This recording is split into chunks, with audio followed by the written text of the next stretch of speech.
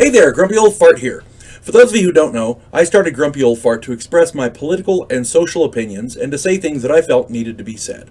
Unfortunately, YouTube started giving me strikes. As a hedge against this happening, I've created backup YouTube channels, Grumpy Old Gamer and Grumpy Old Ufologist. I also created a channel called Grumpy Old Fart over on Rumble, a free speech alternative to YouTube. You can find all of my stuff there, including my political opinion and current events. The link to my Rumble channel, as well as links to let you order my books, are in the description of this video. If you enjoy my content, please like, subscribe, share, and comment. I welcome your comments, even if you disagree with me. Now, on with the video. Hey there, Grumpy Old Fart here. I'm doing an advanced Dungeons & Dragons monster video about the Gibbering Mouther. Yeah, that's a weird damn name, I understand. Okay, as a dungeon master, if you want to run something different against your players in your game, the Monster Manual, Monster Manual 2, and the Fiend Folio, they have tons of options. Have a field day, knock yourself out. You want to find something that's obviously appropriate to your game, and if it's an underground setting, yeah, you got tons of stuff to choose from. You really do. If you want to go completely weird and blow their minds, I give you the Gibbering Mouther. This is from the Monster Manual 2 on page 69 and 70. If run properly, the Mouther can be very dangerous to a group of player characters of moderate level, 4th to 6th level. First off, take note of the gibbering part of the Gibbering Mouther. This thing emits a cacophony of gibbering sounds that tends to confuse people if they fail their save. The confusion caused by this creature can be devastating. If the player characters fail their save, they will be affected in a manner such as that they'll either wander confused, they'll attack the nearest creature, even themselves. It can act as a fear spell and make them run away, or they can just stand there and be stunned, and that's most likely what's going to happen. It's a D8, and 2 to 5 is stand there stunned. So, every round, a new savings throw is needed, and a string of bad luck can literally be a player character's doom.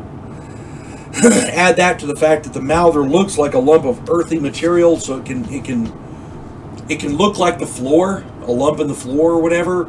Player characters can literally overlook it if they're not looking real close. The surprise attack of a Gibbering Mouther can be devastating. The Mouther has an armor class of 1, so it is difficult to hit. The spittle of this beast bursts into a bright flare, and player characters who fail a save can be blinded for a round. This will allow the thing to move and assume a different form, so that it can hide again. A character who fails and is covered by a Mouther is in for a bad time, because this thing has about a dozen mouths, and it'll eat them, literally. Years ago, I was playing in my friend George's game. George was freaking nuts. He ran good games because he put in things that it was crazy. There were 3 players. Myself, I was running a fighter. Larry was running a cleric, and Jesse was running a thief. There were other players, but like idiots, they'd insisted that we split the party. We were 4th to 5th level, and splitting the party is never good. Here's a bit of advice for you players. Never split the party. Always stay together. Your chances of survival are so much better. You hear horror stories of the thief that runs off to go steal something on his own and he never comes back. Well, guess what? That's on him. Never split the party. All right. The 3 players, myself and 2 others, Jesse and Larry, ran into a Gibbering Mouther, and we all failed our save versus the Gibbering. Jesse's thief stood there stunned, as did my fighter. Larry's cleric wandered off confused. Excuse me. I got a tickle in my throat, bear with me. So Jesse and I were standing there stunned, and Larry's cleric wandered off. The Mouther attacked Jesse's thief, who fell down, and the Mouther moved over him completely and began devouring him. The next round, I failed my save again, and I stood there stunned. I wasn't able to do anything. Larry made his save and spent the round finding his way back to us. The next round, Larry and I both failed our saves, and the Mouther devoured Jesse's thief. The next round, we failed our saves again, and the Mouther attacked me. My fighter fell down, and it enveloped me as Larry stood there stunned. The next round, Larry made his save and saw the dead thief. He chose to investigate the dead body because the mound of rock there looked like a mound of rock. He didn't know I was under it. So he investigated the dead thief's body. Next round, the cleric failed his save and wandered off again. He happened to wander off a cliff. We all died, all three of us.